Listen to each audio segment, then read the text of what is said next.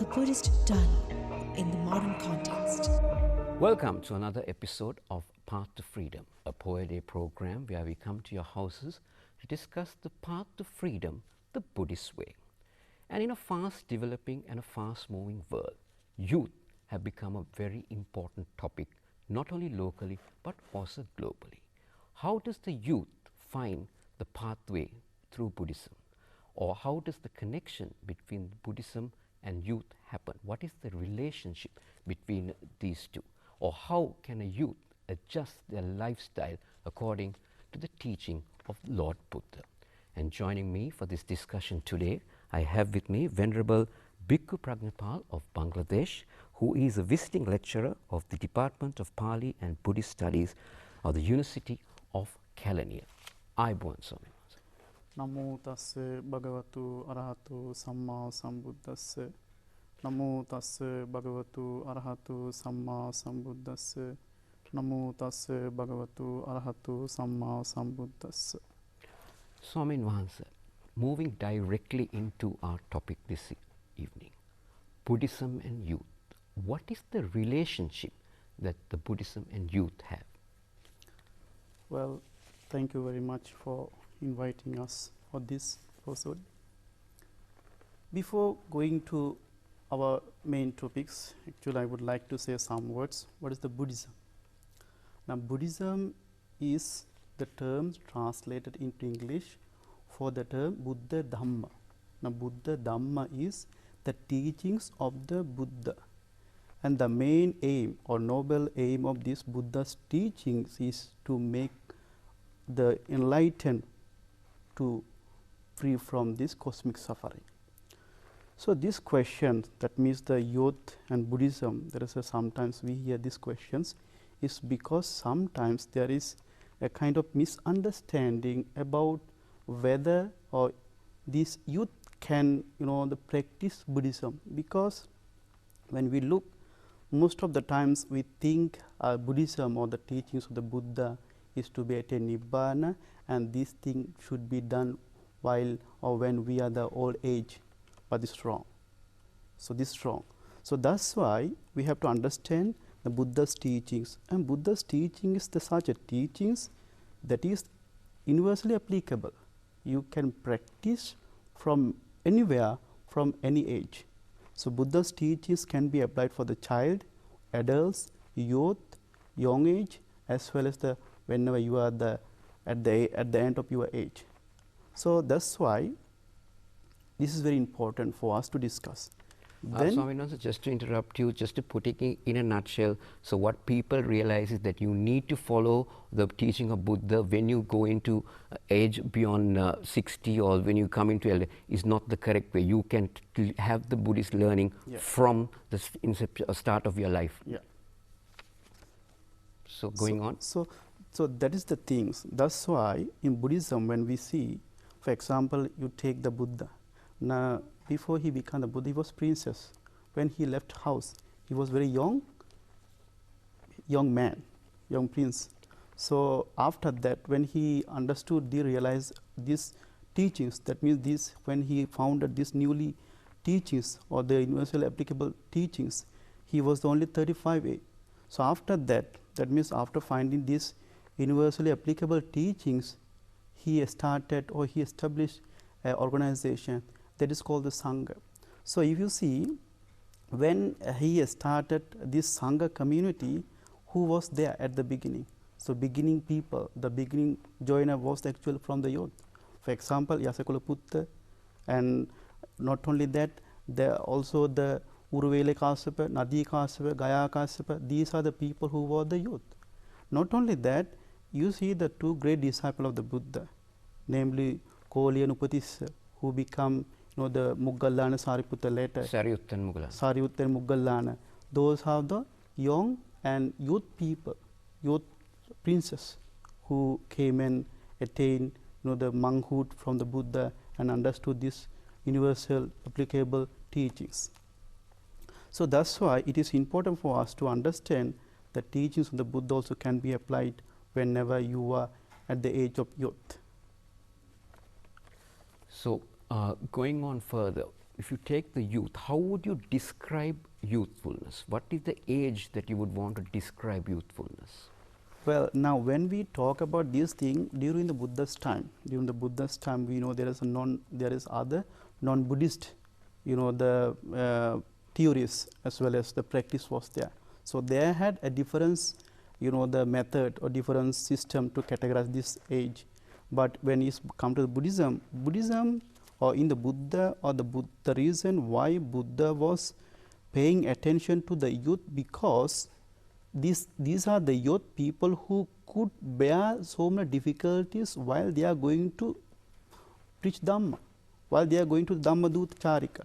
So that's why they could walk long, they could bear the cold, hot, and this and that.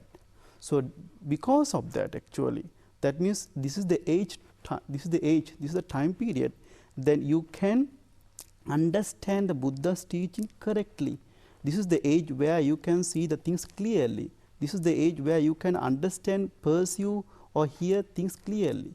For example, at the age when you cannot see clearly the things, when you cannot hear the things clearly, so at that time, though you have so many teachings are there, it is quite difficult for us to understand.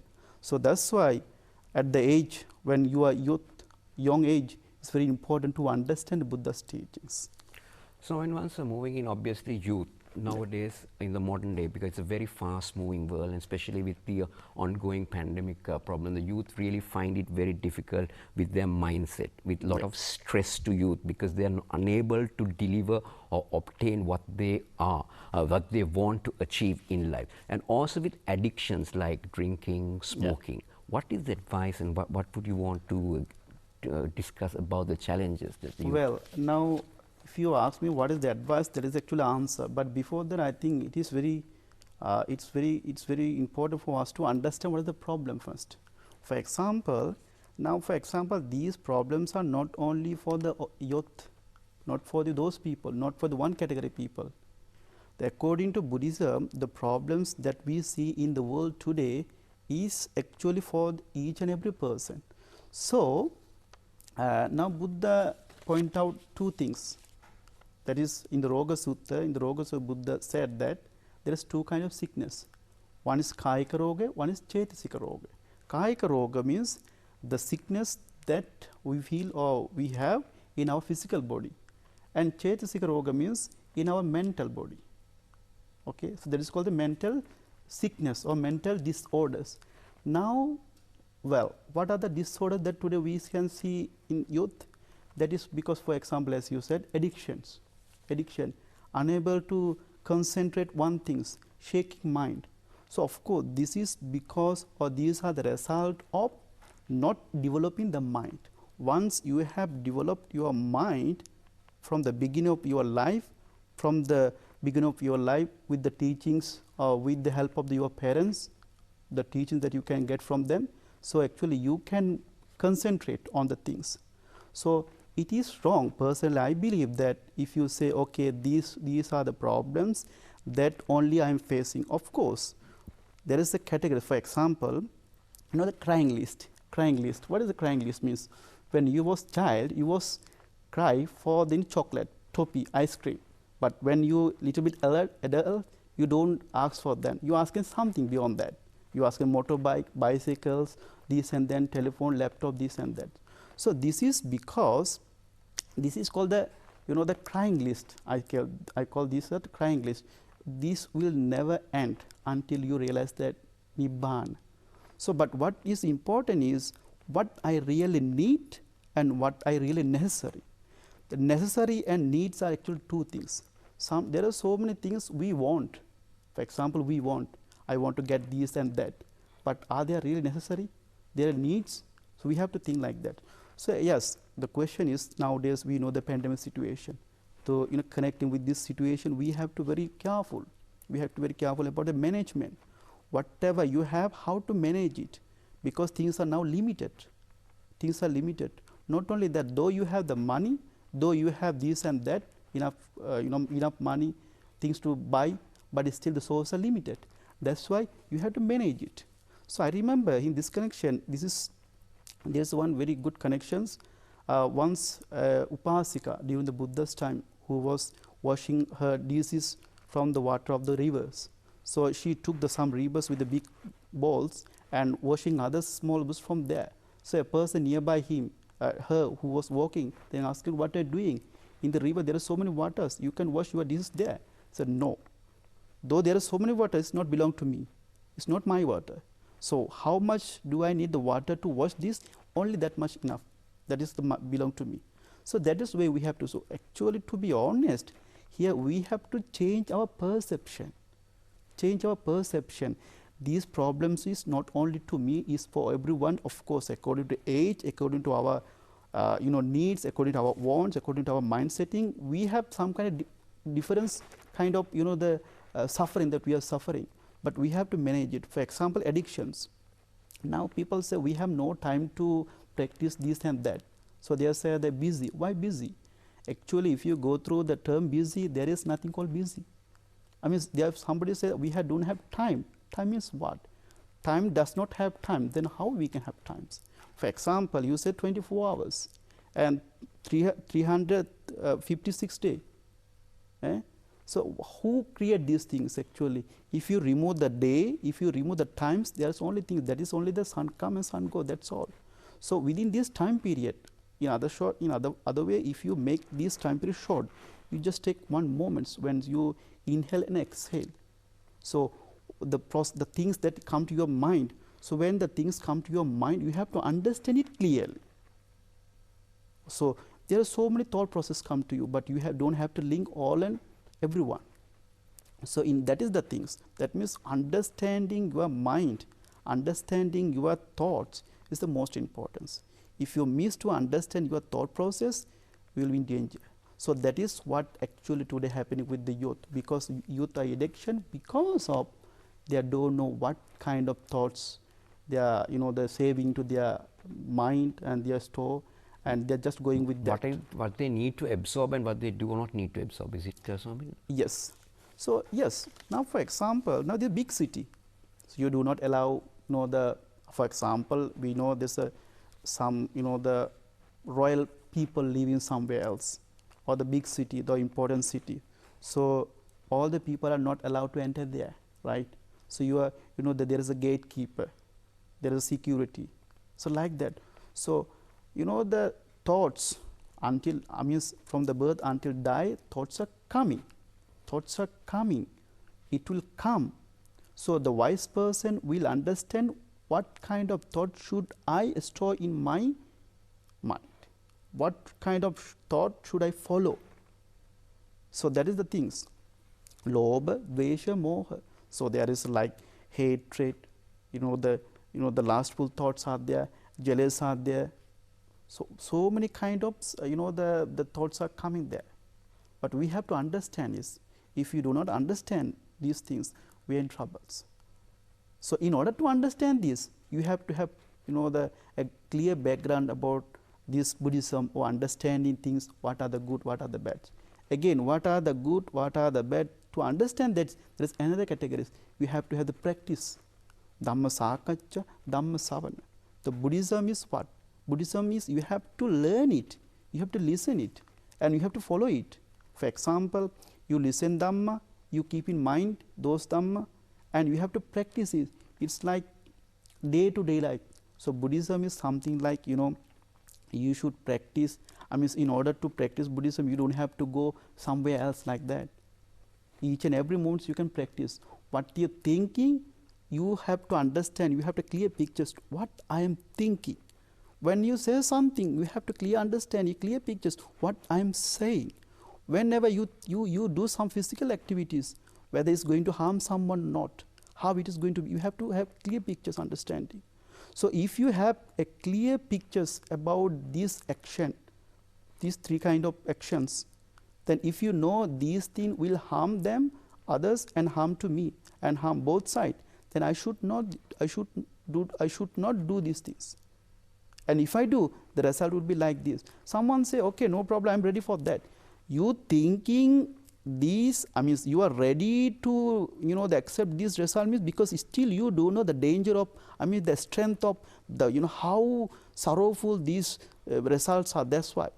For example, if you see how the beings are suffering in the hell, if you see like that, if you understand, for example, Petavat, if you read those things, you will understand actually. That's why we have to have a good background, and that should be a start from this age where you can understand things clearly, properly. That's the things.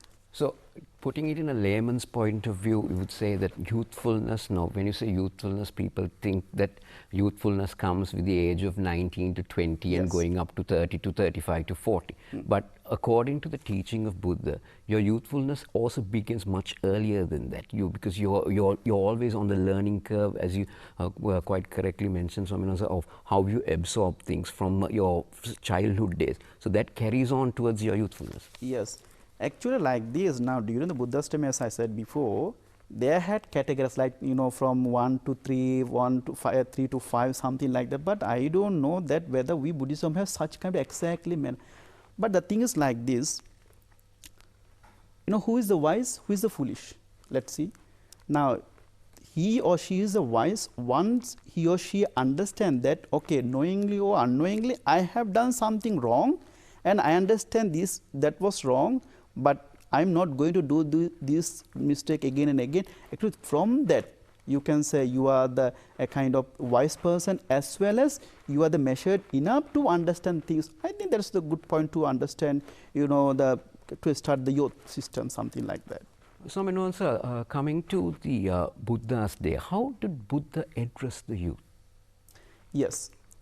So now, these are very good questions. We know, as we discussed at the beginning, there was so many connection, Buddhism, the Buddha and the youth. So now here, during the Buddha's time, now there is a few stories actually I can tell you about this, which are really, really connected to today's world. For example, the lack of educations, lack of understanding the things, what is good, what is bad. Now, modern people thinking, modern youth, sometimes they are thinking what they are thinking is right, and the people who are old, like 40, 50, what they are saying is not applicable to this. But remember, those are the people who pass this path. They have experience. Sometimes you may heard some people say, or some people say who are like age 40, 50, 60, something like that, they say, oh, if I did not do that things those days, today I am so and so, I'm so happy. So why? Because they understand those things. Now, because of the strength, because of the power, because of the physical power, mental power and the social power, sometimes you think what you are thinking is right. Actually, those days, Buddha's day also, people thought like that. Then thinking so, they do not care about others. They do not take care of the others.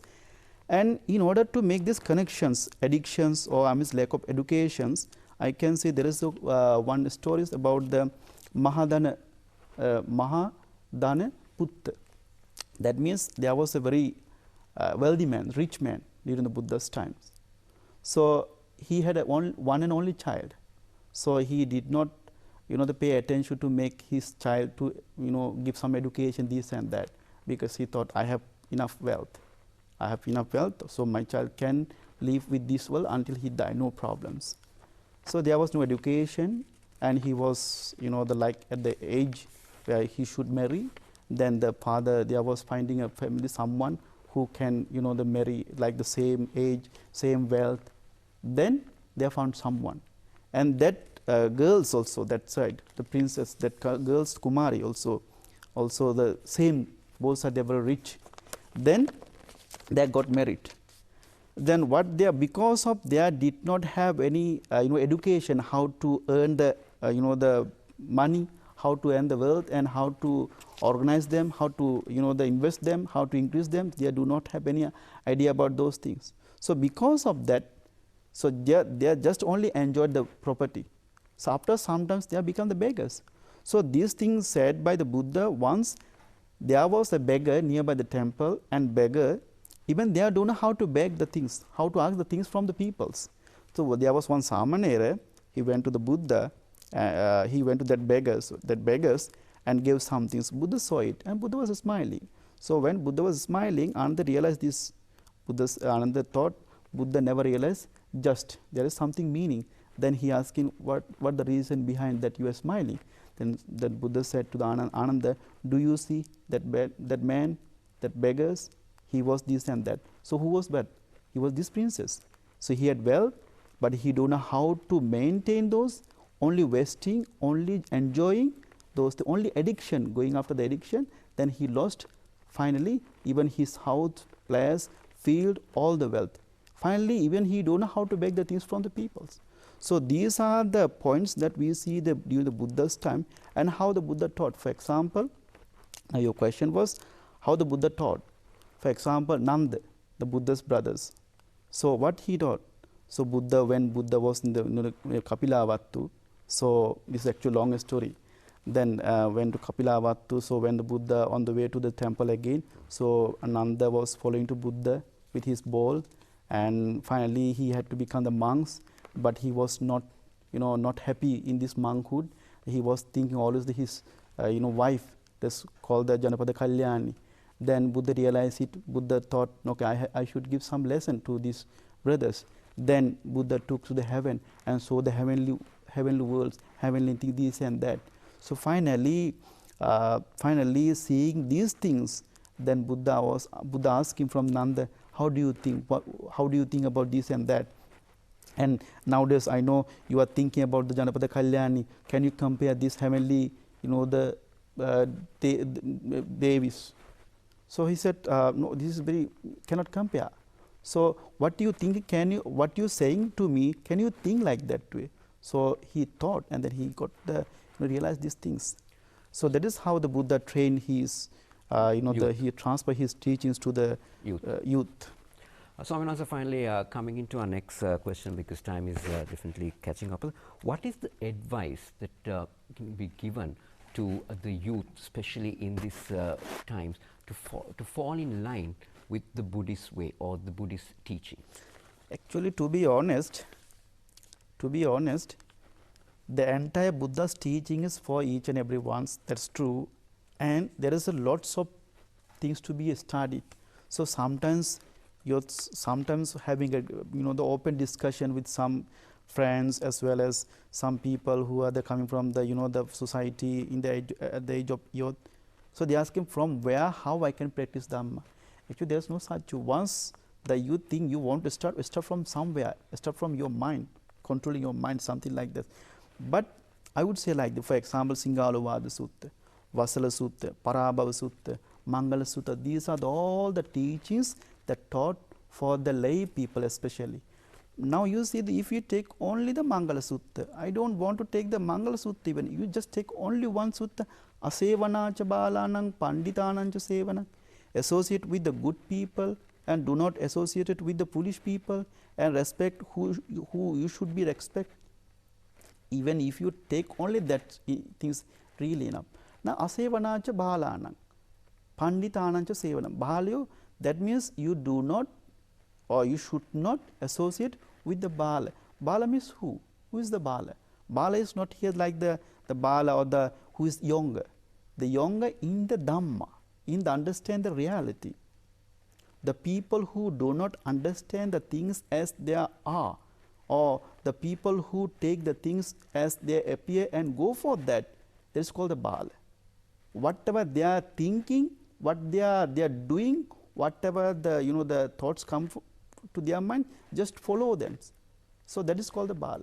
So in order to understand that, Singalovada Sutta is the best sutta. So in the Singalovada Sutta is another is the big topics. So we have even not the things here, and sometimes we have a little bit difficulties even to bring all those things here. But still, we can take some points from the Singalovada Sutta. Singalovada Sutta talking with whom you should associate. There is a people who come to you when they have difficulties, and once they have got something help from you, they go away. So you should not associate with those people. There are some people who come to you when you need, and when you have the both open understanding, associate those people. And Buddha also said in the Siddhalovana Sutta, there is a people who protect your wealth in your absence, who protect your family in your absence, who protect your name when you are not there. You protect them when somebody is gossiping about you, saying something wrong about you. So this is the things. Okay, and sometimes they help you in order to attain, attain this nibbana. I mean, the kalyana mitra. In short, kalyana mitra is such important things that can help you to overcome this cosmic suffering. Now, once I remember, Ananda was saying that the half of this Buddha Sasana is because, the half of the Buddha Sasana continue because half of the Kalyana Mitra. The Buddha said it's not the half, the full of the Kalyana Mitra, because all of you are fully engaged each other as a Kalyana Mitra. That's why this Sasana can be continued. Otherwise, it is very difficult to continue this Sasana, this teaching to next step or for the next generations. That's why Kalyana Mitra, associated with the good people and avoiding the bad peoples, you must consider those things. I think we've come to a very interesting discussion on how Buddhism and youth connected, not only today, how they connect today, but how they can connect in future, and also on how it has been done in the past, especially 2,500 years ago with the Buddhist teaching. So I think that has been, we have been very well given a lot of knowledge by our guest today, Venerable Bhikkhu Pragnapal of Bangladesh. Thank you very much, Swami Nwansa, for all the lovely thoughts and lovely advice and discussion that we had in today's program.